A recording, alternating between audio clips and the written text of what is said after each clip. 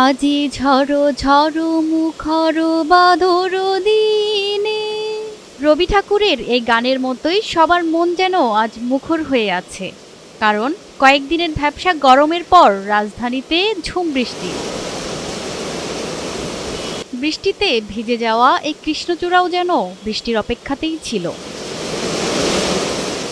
বৈশাখের শুরুতে স্বস্তির এমন বৃষ্টি পেয়ে প্রশান্তির নিঃশ্বাস ফেলছেন রাজধানীবাসী। দিনের শুরুতে বৃষ্টির কোনো আভাস ছিল না, তবে দুপুরের পরেই মুষলধারে বৃষ্টি।